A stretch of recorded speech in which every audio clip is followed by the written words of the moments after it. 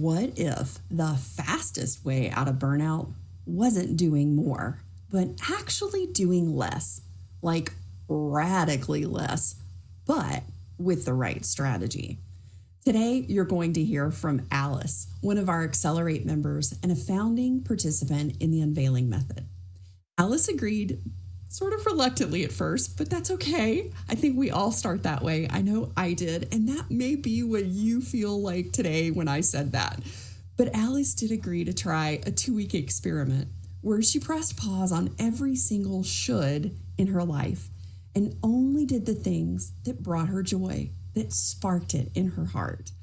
What happened next completely shifted her burnout recovery journey. In this conversation, you'll discover how guilt and shoulds secretly drain more energy than you think, why intentional rest feels uncomfortable at first, but unlocks massive breakthroughs, and how you can use either Alice's radical full stop pause or the special micro approach she crafted just for you if you need to start reclaiming your energy today, but in more gentle, smaller chunks. If you've been stuck in cycles of exhaustion, constantly feeling like you're falling behind, or questioning if true recovery is even possible, you do not want to miss this one. Let's get started. Alice, I'm so excited to have this conversation with you today. You are one of the core founding members of the UnVeiling Method, and the beautiful experience that you have had, you're here to share today. Because I always say, look, there is not one burnout that looks the same as another. Not one person has the same experience. We have similarities, and we have different things that work for us. But, not all paths are going to lead to the same place for the same person. And sometimes we can go down a couple different paths trying to find the right path for us. And all of a sudden, it's like none of these are working, which is kind of what happened. We felt like some of this is working, like I'm getting some relief, but some other stuff in my life has changed. And now I'm like, you're like, Carole Jean, this is, I'm in a place. We got to figure something out. And yeah. I came to you, we had a conversation, and I said, Alice, are you ready to get radical? And what was your first thought when I said that? Well, I think one was radical. What does she mean by radical? But also, Carole Jean's never steered me wrong. So yeah, let's hear what it is. And then when I said, I want you to do absolutely nothing for 2 weeks, what did you think? Again, the shock. And it's like, well, yeah, I think I could make that happen. And it was nothing, that suggestion, I did not expect it at all. Which I just love about you, that you've been doing so much research, and, it's not just, well, here's my experience and this is what'll work for you because it worked for me, that you're not like that at all. That you just come up with these ideas, and sometimes, like in the Accelerate sessions, come up with these observations that it's like, wow, yes, that applies to me, or, yes, let's try that. Yeah. And go ahead. I was just curious because I remember when I was like, okay, so for the next 2 weeks, like if you're willing to accept this challenge and get really radical, because, we've tried a bunch of stuff and there's a lot of things that have worked and we've unpacked a good bit, but life has shifted. Some things have really started to show themselves in a way that we got to figure that out and we got to get some clarity on it. And I started to name off exactly what this 2 weeks of radical do nothing was going to look like. And that was like, I don't even want you to take the trash out. Like, you can hit pause on absolutely everything you can. I was like, you got to talk to your wife. You got to coordinate. You got to get some buy-in from your partner here and really really step into releasing any obligations other than what's absolutely necessary for your physical survival. What were like some of the resistance points that it came up for you? Do you recall? Um, well, I wanted to first say sort of a little bit about what led up to you suggesting this radical experiment. Um, and what like one of the queries or whatever that you ask people to encourage them to check out the unveiling method is like, hey, have you tried all the self-care tips and still you're feeling burnt out. For me, it wasn't I've tried them all. It's I've learned about them all and I'm constantly beating myself up for not doing them all. And Right. and feeling very low energy, but and knowing that there are these things that might help, but not having the energy to do them. So Right. a trap of not enough energy to do the things that would help me get more energy. And I felt very stuck. And yeah, and that's kind of where your, or at least from my perspective, where your idea for this radical do nothing for 2 weeks experiment came from. Um, but yeah, some of the initial resistance points were, well, that's not going to be fair to Deidre, my wife, to ask her to take out the garbage and take care of the dogs and make lunches and do laundry and all of the things that we generally split. Um, but I went to her and I asked, here's something that Carole Jean has suggested, and I think it could help, but I need your support for it. Can you support me in this? And she wasn't thrilled, but she was like, yes, yeah, I will do that for you. Um, so right there was a realization, a happy realization, like, yeah, she's not going to say, ooh, let me do this forever, but um, yeah, she'll support me in this. And it's going to cost her something, but she'll support me. I have to say that I was so excited because when I proposed this to you and you were like, I saw the look, you were like, I don't know about this for a second. And then you were like, no, tell me about it. And so I started to kind of break it down and I could see you were like, oh, okay, I'm getting this. Like, this is something I've never done before. This is really outside of, how I've normally operated. And then you were like, okay, how do I navigate this with my partner? But I mean, huge kudos to you and Deirdre because both of you were like, we're not sure about this. This is a little bit crazy pants, Carole Jean, but we're willing to try. Mhm, mhm. We're willing to give this a shot. So, Yeah. Alice, tell me, how did you take this 2 week experiment and where did it start? Like, what did it feel like for you to go, I'm not going to expect or demand anything of myself, and my wife isn't either. I literally just get to be. Yeah, well, one of the first things was uh kind of making sure that I didn't do chores anyway out of guilt. Um, Ooh. that was like a big thing. Like uh, I think even the first day, um, feeding the dogs dinner was usually something I would do, but um, Deidre was kind of late getting home, and I was like, oh, dinner's going to be late for the dogs. Maybe I should do it and show Deidre that I appreciate what she's doing to support me by doing the chore that she said she would do for me. that's not the point. That's not the point of this exercise.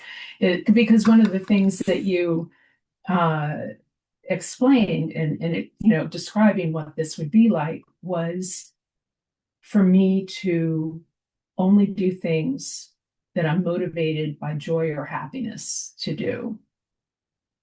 Guilt or shame motivations were not part of that. Um, so, one of in my journaling as part of this, one of the things that I noted was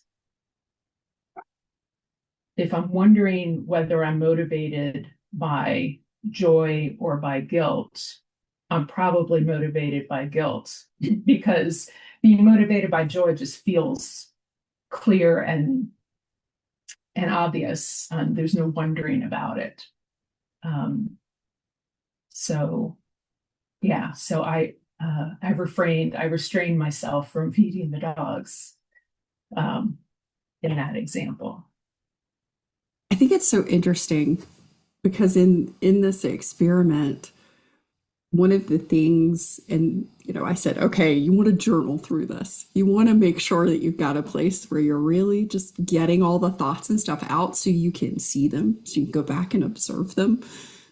Because this is really, it's like going against everything that you do as an automatic habit, that automaticity. So this is like pulling back the reins on the horse that's used to riding and going straight from the barn to to wherever and then back to the barn. It's like, okay, so we're taking the blinders off the horse, we're taking the cart off the horse, and we're going to pay attention to where the horse wants to actually go.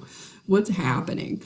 It was really interesting because this was sort of prompted by my own experience, but then by some research that someone else had done, which was, okay, it takes about 14 days for our modern brain and nervous system to really regulate, to be able to, it was like 8 days, I think was originally what it said. And then we was like between 8 and 14 days for your nervous system to regulate, for you to really relax on vacation. And I was like, okay, well, I know damn good and well it's going to take longer than that for us folks. And I knew because I had performed this same radical experiment on myself, because you know me, I'm always going to be the guinea pig over the holidays. And I had said, I'm going to give myself 4 weeks and I'm just going to see what it really takes. Because I'd had a lot leading up to that. And so it was interesting because I was curious to see if you were going to have some similar experiences where it's like, I don't have to do that. Someone else actually said they're going to do it. And I'm going to let them. I'm going to allow them to be in charge of that. And I'm not going to run behind them and make it better or do it faster or my way.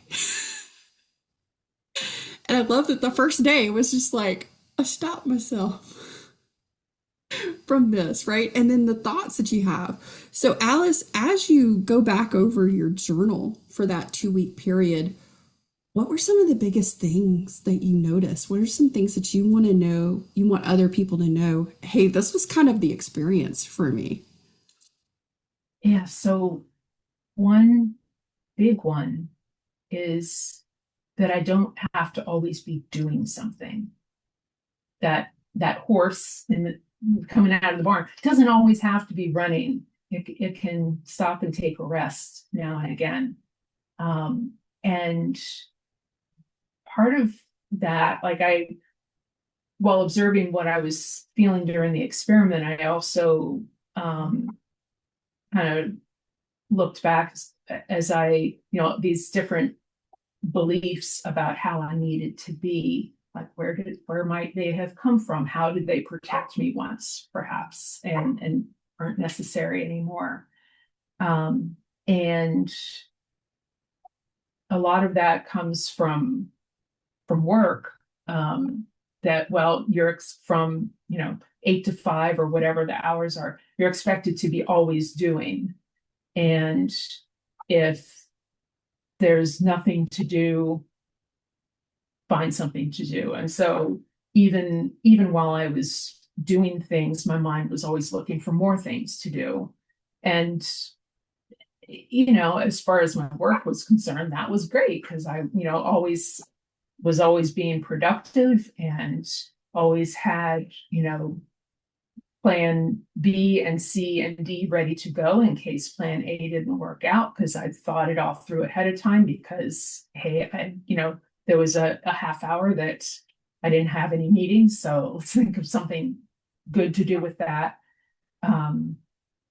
But that also, had me pushing through anytime I felt tired. And one thing I noticed during the experiment was if I felt tired, I could just stop and sit or even take a nap. But most of the time it was just sitting without a book, without my phone, just sitting quietly, maybe close my eyes. And 10 minutes to that. And I was like, okay, I'm ready to start, doing something again, or, and I was so accustomed to just pushing through. And I think we've probably all experienced that in all kinds of ways, pushing through uncomfortable situations or pushing through being tired or exhausted or burnt out. And that it's not necessary all the time to do that. If I'm running from a fire, yes, I will push through. But most of the time, I'm not running from a fire. What were I guess is a better question. How did your thoughts at the beginning of the 2 weeks, how did they shift in comparison to the end of the 2 weeks? What did you notice was different in how you were thinking about what you were doing and being? The thing I mentioned about beating myself up for not doing all the different techniques and exercises and podcasts and all of these things will help you have more energy or help you feel better. Those, I started referring to those as all my shoulds. You should be doing this, you should be doing that. And I noticed that those shoulds actually used up energy. Nothing was happening. I wasn't doing the things I was beating myself up for those shoulds, but they still took energy from me. And I noticed that I went to Costco for the first time in a really long time, not because I thought I should, but because I was kind of curious and excited to say, okay, what does Costco have? And I spent about an hour and a half there, and then even waited in line to get their nice cheap gas, and realized I was tired afterwards. There was a lot of stimulation going on there. But I wasn't wiped out. I wasn't exhausted. And I compared it to one of my house chores that also takes about an hour and a half. And I thought about the last time I did that, and I was wiped out for the rest of the day because I was pushing myself through like, you should be doing this and you need to do this, and pushing myself through it. And that the doing something because I should, one of those shoulds, takes energy and effort all out of proportion to the actual task. And that was just in a way, the energy suck of beating myself up. I had no clue that it was such a heavy cost. I know that this 2 weeks gave you a lot of contrast so that you could compare things in a new way. What were some of the best things that came out of this 2 weeks for you? What has been the ripple effect of this really stark contrast of activation and shooting yourself to death versus like, I'm going to be joyful and intentional? Yeah, well, leaving leaving the shoulds behind. And part of what got me to this point, or part of why I came to you saying, help me, I'm in a this energy deficit cycle, um was, hey, here's this great long list of all these different tools that you had recommended, or with your different webinars and podcasts and everything else, um, to reframe those not as, here's a list of the things you should be doing, and if only you did them you'd feel better, but instead, here's a list of resources when I feel so motivated. Here's a nice list I can take a look at. And it took that, it reframed it entirely from a burden to a list of options. That was one thing. The other, I think, really big thing was the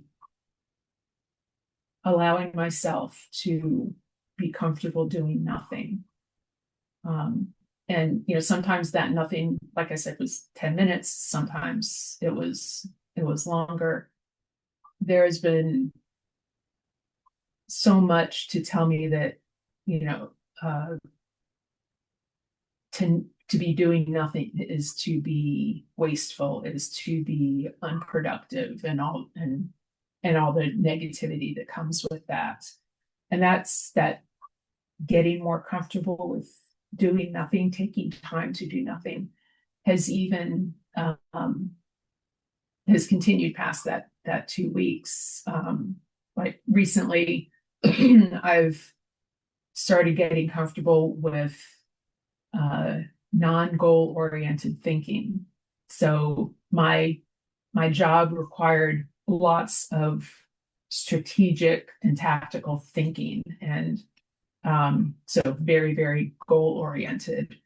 But just recently, I've sort of gotten comfortable with letting my mind wander sometimes. And it's, sometimes some really cool stuff comes up. Sometimes it's just a different direction for my brain to go in, and it's relaxing. But the allowing myself to do nothing was a big thing that came out of the experiment. So if somebody's listening today to this conversation and they're like, Carole Jean, there's just no way I can just do nothing. Like, I don't know how to do that. I don't even know where to begin. I know that you really put some thought into that too, because you wanted to share some insights that you had of like, look, if you're in a position where you don't have that 2 weeks like you did to not go to work and to really kind of have that partner support you, that you'd put in a lot of heart and thought into sharing some ways that you've thought about for somebody to kind of maybe even micro approach this 2 weeks. And I love that you did this. I mean, that's one of the things I love about our Unveilers, is that there's so much heart and reciprocity to support and share with one another. And Alice, you've got some things you wanted to share today with somebody who might be listening going, how the hell do I do this?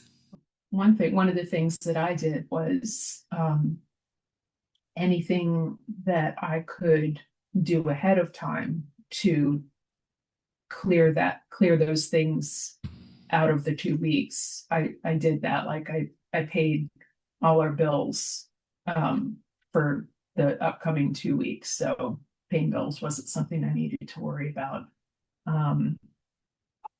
And also something that I discovered was I was defining the difference between those shoulds, the specific and amorphous things that were kind of hanging over, I allowed to hang over my head, distinguishing those from actual things that needed to get done for the functioning of the household, like feeding the dogs, making sure that they're taken care of, or doing laundry. And, doing laundry is something that, of course, it never ends, but could probably do a bunch of it ahead of time and use clothes judiciously during the 2 weeks so that laundry is not something you need to do during that time. And if it's I can't take 2 weeks off of work, then the time at work is not part of the experiment. And it's when you come home or get off of work that kind of changing your mindset into, okay, now I have the ability to choose from joy what I feel motivated to do. And other things can wait. You've made it so that they can wait because you have taken care of them, or maybe there's somebody who can help. So those were some of the ideas. I love that. It's, I don't know about you, Alice, but part of that radical experiment of I'm just allowed to do nothing except for what I need to do from moment to moment, and kind of helping to alleviate any of those demands, it really started to give me a place that I could catch the thoughts that were like the shoulds. I could really sort of allow space for some of the ways that I was feeling that I hadn't acknowledged, that I was like, really maybe feeling like the heavy should, like, oh, I should do this. I should make smoothies, or, I should help my husband do laundry, and I collect the socks that don't get into the laundry basket, whatever, all those little things. And it's like, oh, but that really bugs me. It actually drains my energy. It makes me feel frustrated, or why the hell am I doing that? It's not my responsibility. Why am I doing this? For me, there was a lot of that came up. Did you have any big clarity points about things that you had been doing or that have really been draining energy that you see or started to experience in a new way, with like, I really didn't need to do that, or you know what, I really like this. This really energizes me.